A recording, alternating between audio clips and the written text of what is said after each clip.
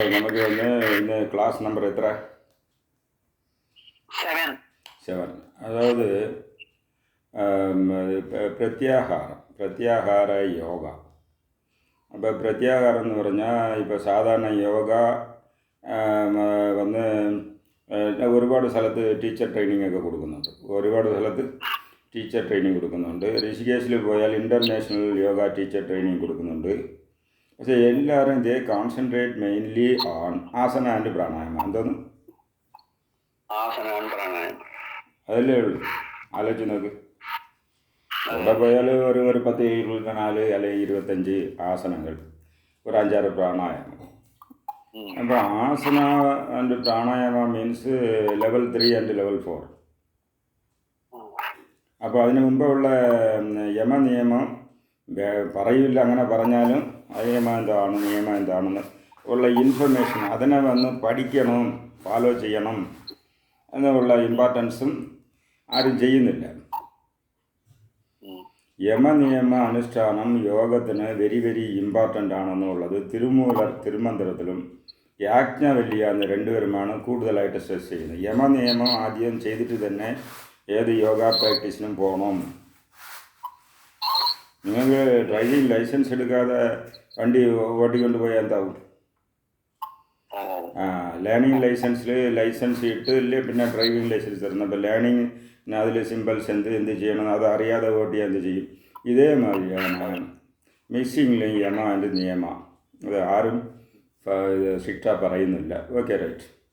അടുത്തപടിയായി യോഗ എന്ന് പറഞ്ഞാൽ അത് ഒരു പാക്കേജ് അല്ലേ. യോഗ അങ്ങനെയെന്ന് പറഞ്ഞാൽ അത് ഒരു 8 ലിംബ് അഷ്ടാംഗം 8 പാർട്ടുള്ളതാണ്.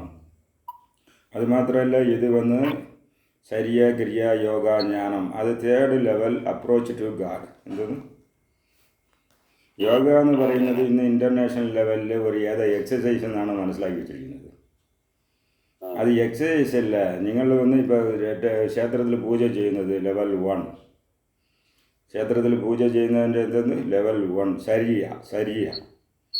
ശരിയ എന്നുള്ള ഇത് ആണ് ലെവൽ 1. ഭക്തിമാർഗം ഭക്തിമാർഗം, ക്രിയായോഗ, രാജയോഗ, ജ്ഞാനയോഗ. ഭക്തിമാർഗം എന്ന് പറഞ്ഞാൽ അത് എല്ലാം ചേർന്നിട്ടുള്ള ഭക്തിയാണ്. പക്ഷേ നിങ്ങൾ ചെയ്യുന്ന പൂജയിൽ നിന്ന് ശരിയ എന്ന് വെച്ചാൽ ടെമ്പിൾ വർഷിപ്പ്.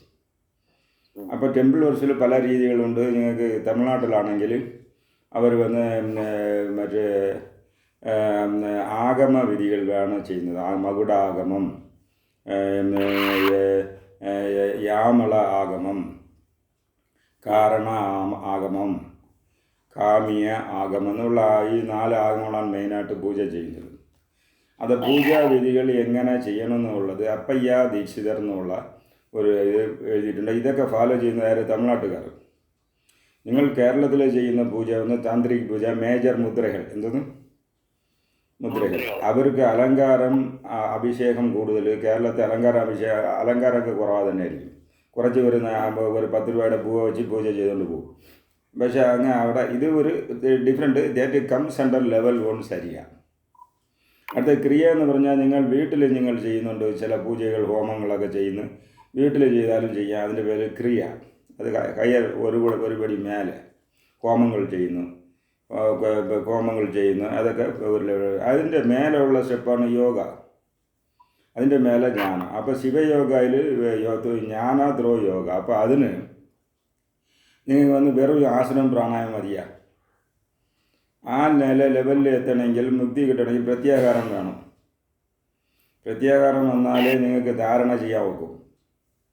പ്രത്യാഹാരത്തിൽ നിങ്ങൾ സക്സസ്ഫുൾ ആയാലേ ധാരണയിൽ പോകാൻ നോക്കും. ധാരണയിൽ സക്സസ് ആയാലേ ധ്യാനത്തിൽ പോകാൻ നോക്കും. ധ്യാനത്തിൽ സക്സസ് ആയാൽ സമാധിയിൽ പോകാൻ നോക്കും. അപ്പോൾ ഈ പ്രത്യാഹാരം എന്ന് പറയുന്നത് 3rd ഡൈമെൻഷണൽ യോഗ. യമം, നിയമം, ആസനം, പ്രാണായാമം വെച്ചാൽ ബഹിർമുഖം, എക്സ്റ്റേണൽ. അടുത്ത് നിങ്ങൾക്ക് വന്ന് ധാരണ, ധ്യാനം, സമാധി, ഇതൊക്കെ ഇൻറ്റേണൽ, അന്തർമുഖം. അപ്പോൾ ഇത് വന്ന് 3rd ഡൈമെൻഷൻ ഓഫ് യോഗ. എന്തോന്ന് ഈ പ്രത്യാഹാരം. ഈ പ്രത്യാഹാരത്തിൽ നിന്ന് ചക്ര ആക്ടിവേഷൻ, പഞ്ചഭൂത ഐക്യമാവുന്നത്, യന്ത്ര ഐക്യമാവുന്നത്, ജ്ഞാനേന്ദ്രിയങ്ങളെ. അപ്പം ജ്ഞാനേന്ദ്രിയങ്ങളെ കൺട്രോൾ ചെയ്യുന്ന പോർഷനാണ് പ്രത്യാഹാരം. അപ്പം ജ്ഞാനേന്ദ്രിയങ്ങളെ കൺട്രോൾ ചെയ്യുന്നത് എങ്ങനെ? വെറും ആസനവും പ്രാണായാമം കൊണ്ട് ചെയ്യാൻ പറ്റില്ല.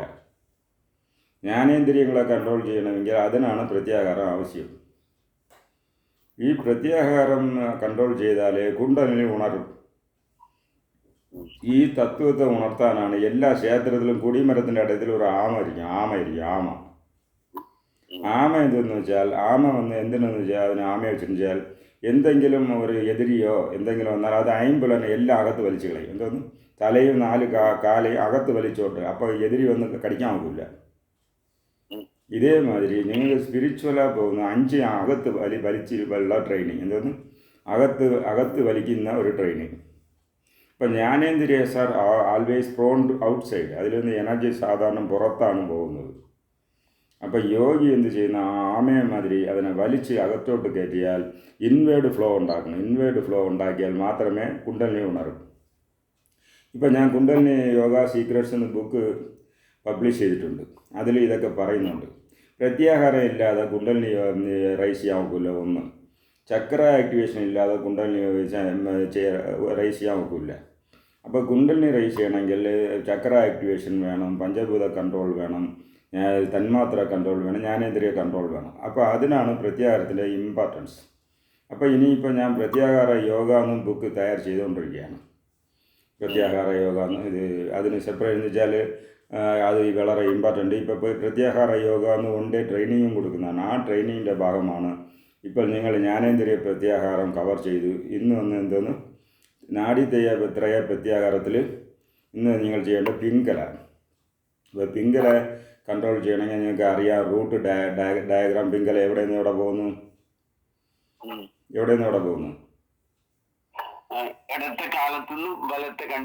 അപ്പോൾ ഇടത് കാൽ തള്ളവിരൽ നിന്ന് നേരെ വന്നിട്ട് അതിൻ്റെ വേഗം അങ്ങനെ വന്നിട്ട് കണ്ണൽ വന്നിട്ട് അവിടെ നിന്ന് 2 പിരിഞ്ഞ് 1/3 goes to right brain and 2/3 goes to 1/3 goes to left brain and 2/3 goes to right brain.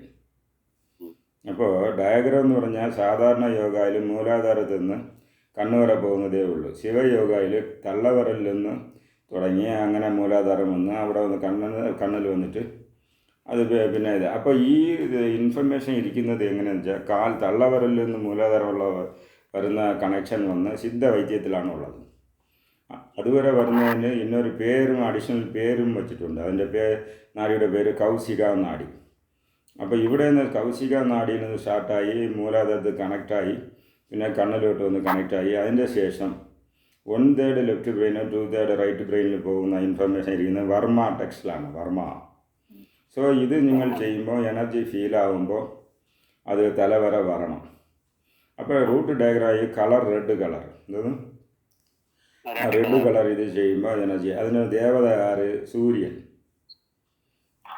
അപ്പോൾ ഓം സ ഇന്നലെ സാറ് ഇന്ന് വെറും സാ സൂര്യദേവായ നമഃ അങ്ങനെയെന്നുള്ള ഇത് ചെയ്യണം. ചിന്മുദ്ര. അപ്പോൾ ഇത് വന്ന് എന്ത് ചെയ്യണമെന്ന് വെച്ചാൽ ഇതാണ് ഇന്നത്തെ പ്രോഗ്രാം. അപ്പോൾ ഇന്നത്തെ പ്രോഗ്രാം നിങ്ങൾ പ്രാക്ടിക്കൽ ചെയ്യുന്നതിന് മുമ്പ് എന്ത് ചെയ്യണമെന്ന് വെച്ചാൽ നേരത്തെ ഉള്ള ഗുങ്കുരുഭ്യം ഗംഗന വിഘ്നേശ്വര ശിവായ റൊട്ടേഷൻ, ഐബാൾ റൊട്ടേഷൻ, നാഡീശോധന പ്ലസ് വന്ന് ഇന്ന് പിങ്കല ആക്ടിവേറ്റ് ചെയ്യാൻ എന്ത് ചെയ്യണം എന്ന് വെച്ചാൽ റൈറ്റ് നോസ്ട്രിൽ ബ്രീത്തിങ്, സൂര്യഭേദ. Right inhale left exhale. Right inhale left exhale ചെയ്യുമ്പോൾ നിങ്ങൾ പിങ്കല കുറച്ച് ആണായ ശേഷം ഈ പിങ്കല പ്രത്യാഹാര ട്രെയിനിങ് ചെയ്യുമ്പോൾ അത് പിങ്കല വന്ന് നിങ്ങളുടെ കൺട്രോളിൽ വരും. അപ്പോൾ പിങ്കല കൺട്രോളിന് വരുന്നതെന്ന് പറഞ്ഞാൽ ആക്ച്വലി നിങ്ങളുടെ നെർവസ് സിസ്റ്റം, നാഡി സിസ്റ്റം എല്ലാം ലാസ്റ്റിൽ ഇടകല പിങ്കല സുഷുമ്നായാണ് കണക്റ്റ് ആവുന്നത്. ഇന്നലെ നോക്കിയത് ഇടകല. അപ്പോൾ ലെഫ്റ്റ് ഫേസിങ് നിങ്ങൾ പറഞ്ഞ ലലാട വാമഭാഗം എന്ന് പറയുന്ന എല്ലാം കൺട്രോൾ അതിൽ വരും. ഇപ്പോൾ ചെയ്യുമ്പോൾ ലലാട ദക്ഷരൂപം എന്ന് പറഞ്ഞ് നിങ്ങൾ നേരത്തെ നോക്കിയല്ലോ. ലലാട ദക്ഷരൂപം എന്ന് പറയുന്ന അത്രയും ഇതിൽ കൺട്രോൾ വരും. അപ്പോൾ ഈ ദേവത എന്ന് ബിക്കോസ് 96 നാഡി ചാനൽസ് അലൈൻ അണ്ടർ ദി 3 നാഡീസ് ഫൈനലി. അപ്പോൾ ഇത് കൺട്രോൾ വരും. അപ്പോൾ ഇത് വരുന്നതിനുള്ള ബെനിഫിറ്റ് എന്ന് വെച്ചാൽ റൈറ്റ് സൈഡ് പക്കവാദം വരില്ല, ഹെമിപ്ലജിയ വരില്ല. അപ്പോൾ ഹെമിപ്ലജിയ ഉള്ളവർക്ക് ഇത് ചെയ്യണം. എന്തോന്ന് ഏതെങ്കിലും ഒരു സൈഡ് വലത് സൈഡാണെങ്കിൽ ഇത് ചെയ്യണം, ഇടത് സൈഡാണെങ്കിൽ ഇത് ചെയ്താൽ അവർക്ക് അതിൽ നിന്ന് റിക്കവറി കിട്ടും.